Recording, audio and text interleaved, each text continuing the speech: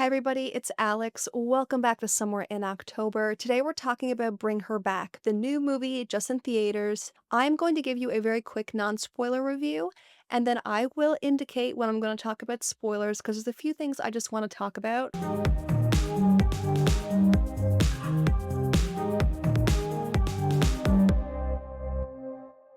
So for my non-spoiler review, I really like this movie, and it feels weird saying that because it's so dark and so disturbing.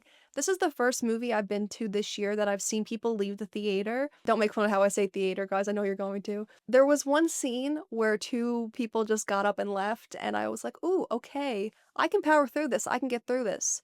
And I don't think for people who are used to horror, unless there's something within the story that's a little bit too dark for you, I don't think it's anything you can't handle. There's some good gore in this. I'm like already getting like a crawly feeling thinking about a certain scene. When I close my eyes, I can see it. The story is dark. The acting, Sally Hawkins plays Laura, who is the foster mom. Her acting in this is impeccable. The way I felt for her, I was angered by her, I was scared of her, I was disturbed by her.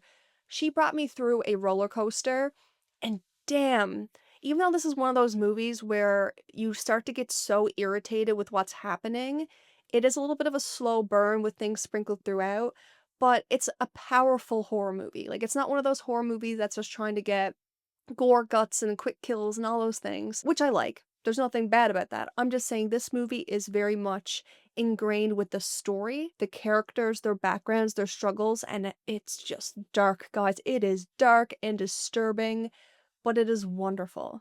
So if you are debating on seeing it, if you like things that are dark, definitely watch this. It's one of those movies where I left the theater and I felt a little different than I did when I went in, okay? I was a little bit just off. You know, when you come out of a movie sometimes like you're in a trance, that's one thing about this movie. There was not one instance where I had another single thought besides what I was watching. Like, it had me hooked. It was just really liked it. Okay, we're gonna talk about some spoilers. Let's get to it. So first of all, I really liked Andy and Piper's relationship. I think they did a really good job of spelling that out. I did find it really interesting that Laura still took in Piper with the condition of Andy, but I began to realize that one, because she used to work as a counselor, she felt like she could control the situation and the narrative. But two, it was very clear that she was so desperate for Piper and what that meant for her daughter that she was willing to do it. So I totally get that. Ollie, the whole oh, sorry, I'm thinking about the knife chewing and the wood, and when he comes out with his belly full, like, it is just oh, it was all over the place, I could not handle it, but it was great, but those are I think it was the knife that 2 people got up and left. They're like, "I can't do this." I really liked how they intertwined, like, the found footage of the ritual, and we got to basically learn with her. She's not a master at this, she doesn't actually know what she's doing, she doesn't know the risks or the cost. Even emotionally, she's just so invested in the idea of her daughter coming back, she's not looking around to see what it costs her, and us going through that with her is really amazing. When I heard "Untouched" by the Veronicas play, when it was, like, a very dark moment, I was obsessed with that. I love that song, that was so iconic. We see a really strained relationship between Piper and Andy, and what she does to Piper and blames Andy for is diabolical, but they really did tie that in with the story because we know of Andy's past, what he's done, what Piper doesn't know, so that all beautifully intertwines. I can't believe this movie didn't even have an ounce of a happy ending. I usually love that, but this one hurt. This one really hurt. When she took out the counselor or the social worker with the car and Andy, that was crazy.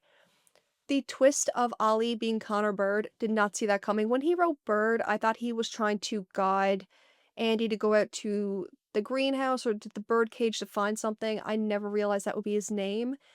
It was really horrific when he went outside the salt circle and things like that that we realized he is in there. He is in there and he's kind of aware of what's happening to him because he's saying, "Help me."